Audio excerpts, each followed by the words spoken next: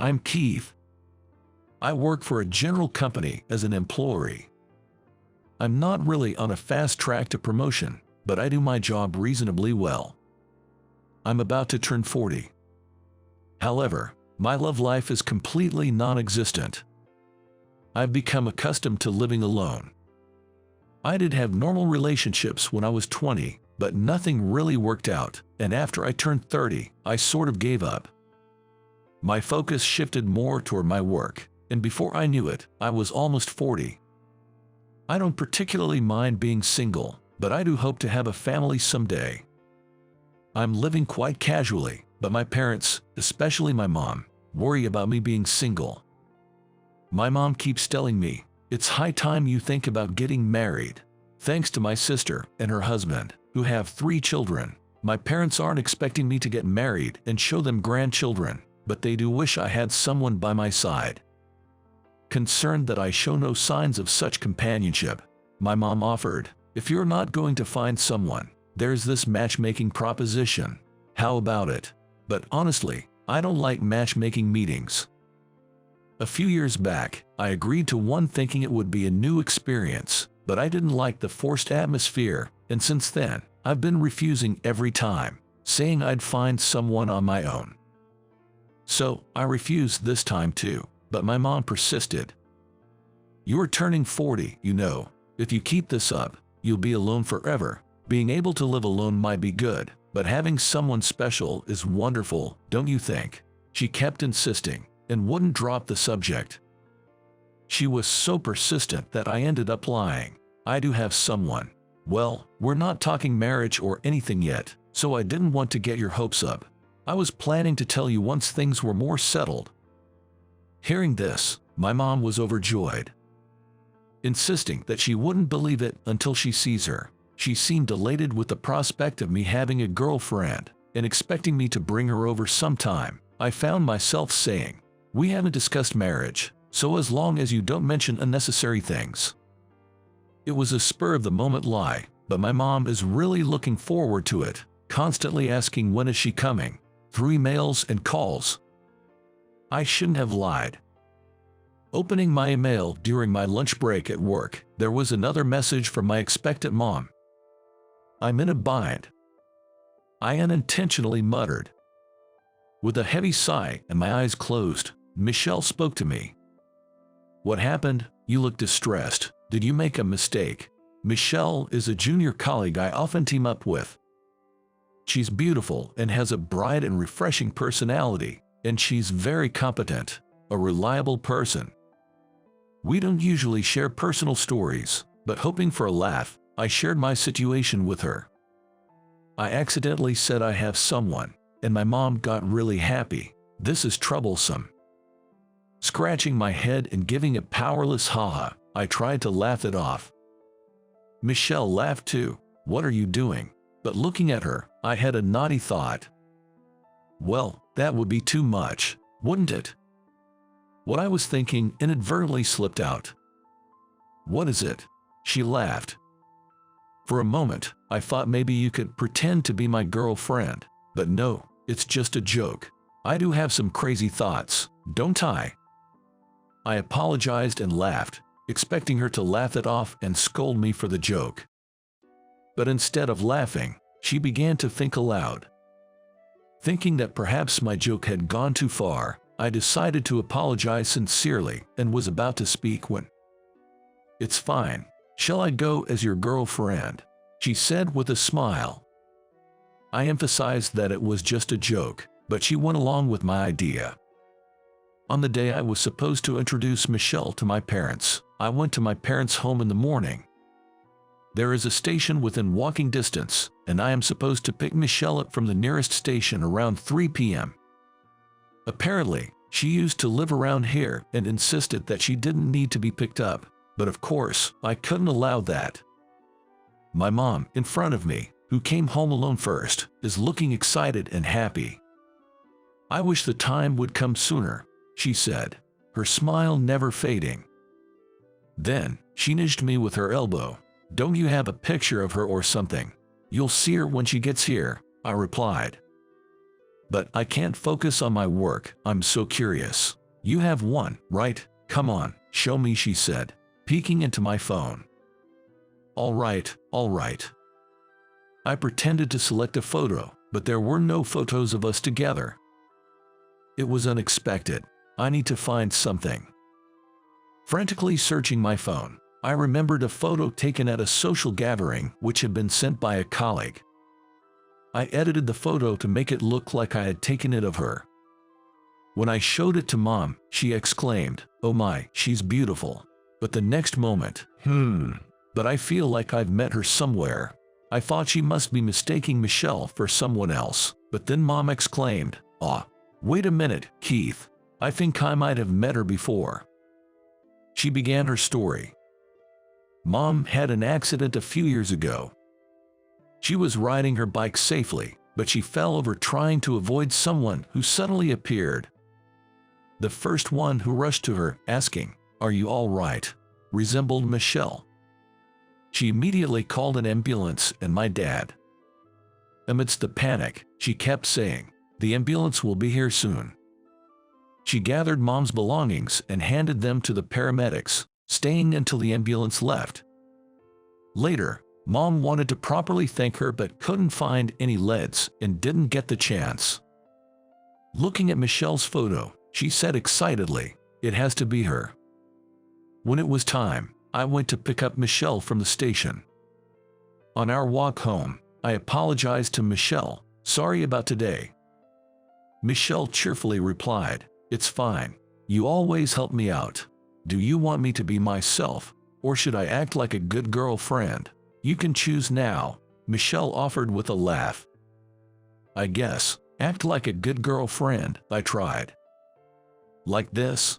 she said, making various gestures and poses to make me laugh. Soon, we arrived at my family home. "This is it," I said, and she stopped walking, looking surprised. "Wait, this place," Michelle muttered. I thought she was surprised it wasn't a regular house and explained, "Yeah, we run a diner. The back and upstairs are living spaces. Come on in." When we opened the door, my parents greeted us with, "Welcome. I'm sorry, is it okay to sit in the diner? Sorry for this inconvenience. Isn't it better in the back room? It's not decent for a beautiful young lady." Mom and Dad began fussing, but Michelle said, "It's fine here." We sat facing each other, but no one's gaze met. Mom was looking at Michelle, Michelle at Dad, and Dad was smiling at both of us alternately. However, Dad realized that Michelle was staring straight at him. Dad and I were puzzled. Then Michelle spoke up, "Excuse me," addressing to my dad. "Excuse me," before greetings. "Do you remember me?" Dad started to think, Michelle intervened quickly. "You helped me once before," and she started to relate the incident. Michelle, when she was a new employee, used to live in an apartment a bit ahead of this diner. On her way back from work, she was sure a man she didn't know was following her from the station. She was being stalked around that time. She noticed that he was unusually close and scared. She started to walk faster, but felt the sound of his footsteps coming closer. While she was wondering how far she should run, almost in tears, she saw my dad, just as he was closing up the diner. So, Michelle asked my dad for help. Dad hurriedly let Michelle inside the diner and went outside to confront the man who was probably approaching. The moment they made eye contact, that man ran away. Dad promptly called the police and protected Michelle until they arrived. My mom was out, working another job at that time, and couldn't be reached. On relatively quiet nights, she was working as a cashier at a local supermarket. Later, the stalker was caught, and Michelle quickly moved to a new apartment. Once, Michelle and her parents visited the diner to thank my parents, but my mom was out again, so she hasn't met Michelle. After expressing their gratitude, they all enjoyed my dad's signature meals and left. Hearing this story, Dad remembered. "I told you right. It's the girl from that time." Dad, a bit excitedly, said to Mom, but hearing this, Mom got even more excited. Really? Oh wait, I think I've met you too. Wasn't it 5 years ago? When I fell off my bike and couldn't get up, Mom started telling Michelle about the incident. That time, I remember, it was me. I was walking down that street for work. Michelle also shared her side, confirming the consistency in their stories. I was also surprised. I was so stunned by the unexpected turn of events and I couldn't say a word. The four of us looked at each other and almost laughed by this coincidence. Eventually, the conversation grew but had to end after about an hour due to the preparation for the diner's night shift. We had a great time. My parents walked Michelle to the entrance with a smile, saying, "Come again." And I decided to take Michelle to the station. Thank you so much for today. Sorry to ask you being a replacement, it was helpful. As I expressed my thanks, Michelle also thanked me again and said she had a good time. And I was quite helped by her conversation skills. You managed to keep up with my parents' conversation well. You know, when they asked, "What do you like about me?" I told them not to ask unnecessary things. Sorry if that put you on the spot. Then she said, I wasn't bothered at all. Besides, what I like about you is my true feeling. With a shy smile. Really? A bit taken aback, I hear. You are kind, reliable, and you never raise your voice or get mad. I respect you, Keith. I even think you're pretty cool. As Michelle continues. Suddenly hearing such things, I didn't know how to respond and mumbled, Is that so? Thank you, awkwardly. Watching me fumble my words, Michelle chuckled. Michelle laughed and said, when we meet in casual clothes, it feels different. I felt Michelle's cheeks were a bit red. While I was thinking about it, Michelle looked back at me. I might not be able to say this when I see you at work, so I'll say it now. I'm interested in you, Keith. We were just at the ticket gate. I stopped and said, but Michelle said, see you, and with a smile, quickly passed through the ticket gate. Before she disappeared from view, she turned around and waved at me with a smile. I was left in confusion. No way, I mean, such a thing. She is about 10 years younger than me. And there's no way such a beautiful girl would like someone like me. But was she implying that she likes me? It wasn't clear that I was muttering to myself or just thinking inside while I was heading to my parents' home. Arriving at my parents' home, when Mom saw me, she said, "What a good girl, take good care of her." However, still in turmoil, I could only reply, yeah, in a disheartened tone. What are you daydreaming for? Oh, Keith, you're leaving soon, right? Take some side dish with you, I'll prepare them. Mom was saying something like that, but my head was filled with thoughts of Michelle. The next day, when I saw Michelle at the office, I couldn't look straight at her because the previous day has been on my mind. She, as always, greeted me cheerfully saying, "Good morning." Me, on the other hand, with my mind awhirl with fresh feelings of romance, kept looking up at the sky or at my computer screen, obviously scattered in my concentration. Before I knew it, it was time for field work, and I came to my senses at her energetic voice saying, "Keith, let's hit the road." I wondered if it had been a dream, seeing her interact normally, while I drove to the clients. Similarly, to my mental state, the sky gradually filled with looming rain clouds. And just as we arrived at the client's doorstep, a sudden, torrential downpour began. Unaware of the impending bad weather, and with both hands full of promotional goods, I had come out of the car without an umbrella. By the time we finished the work and were leaving, it was only drizzling, but the umbrella was still inside the car. Wondering what to do, Michelle said, "The rain is light, let's run to the parking lot," and she ran ahead. I followed her in a hurry, then suddenly, a scream, had echoed. Michelle was soaked. Because of the sudden rain, a truck had plunged into a puddle on the road, splashing muddy water all over Michelle. Quickly unlocking the car, we first got inside. Geez, unbelievable. I was trying to avoid getting wet," Michelle exclaimed. Having watched the whole incident, I couldn't help but laugh out loud.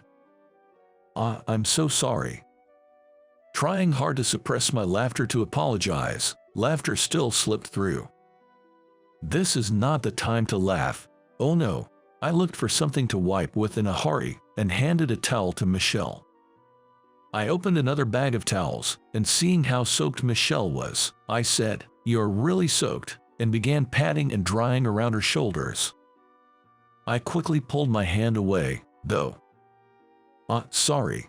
It was probably inappropriate for a male employee to touch a female one.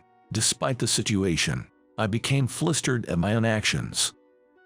The earlier laughter had relaxed the tension, but I realized my heart was pounding. I hadn't noticed as I was in a hurry to dry her, but at a glance, her blouse was see-through from the rain. She seemed to realize this as well. "Want to see more?" she said to me with a mischievous smile. "You might catch a cold, so wear my jacket for now." I handed my jacket to Michelle, trying to stay calm. However, it was not possible in such a condition. As it was nearing evening, I decided to drive her home as she was. Remembering the earlier pounding of my heart, I didn't know what to talk about while driving her, and for a while, a silent time flowed. However, I couldn't help but think about what happened yesterday. About yesterday. I tried to start the conversation, but I was clearly nervous and stuttering. Feeling embarrassed and looking forward, I felt her gaze from the side. When we stopped at a traffic light, I looked sideways and she was staring at me, waiting for the next words. "I mean, you said you were interested in..." "No, never mind, sorry." Right before I finished the sentence, I thought it can't be. Then, Michelle asked, "Can't you see me as a love interest?" I felt my heartbeat speeding up. "You mean, like, you like me?" When I asked, Michelle nodded slightly. "Keith, you're so insensitive. You never noticed that I had a crush on you. That's why I agreed to pretend to be your girlfriend. I wanted to experience being your girlfriend even just for a day, and your parents were nice, and seeing you off work made me like you even more." I couldn't believe what was happening and asked, "What part of me do you like?" I ended up asking Michelle the same question my mom had asked her. "I already told you, but maybe that's not enough. I like every part of you that I know." Michelle's frank confession made my face burning. Just wait a moment. Let me park the car." I managed to calm myself down and safely reached her apartment's parking lot. I took a few more breaths and turned to Michelle. Will you be my girlfriend?" I asked Michelle. She smiled brightly and said, "Absolutely." That weekend, I took her out on a proper date and confessed my feelings again. I proposed to her and we got engaged. A year later, we were married. Until we announced it at work, no one realized we were dating, and many were quite surprised. Many envied me for marrying her, a woman who was the crush of many male colleagues. We sometimes visit my parents' home, and now it's a custom for us to eat my dad's meals. My wife loves my family's pork steaks. While watching her eat happily, I often feel a surge of happiness. My parents seem always happy being together, so I hope to maintain a good relationship with my wife, just like them. My wife also admires my parents as a couple. We're aiming to become a couple like them. How was today's story? Pressing the subscribe and like button will motivate us in our production activities. We're also looking forward to comments from everyone. See you in the next video.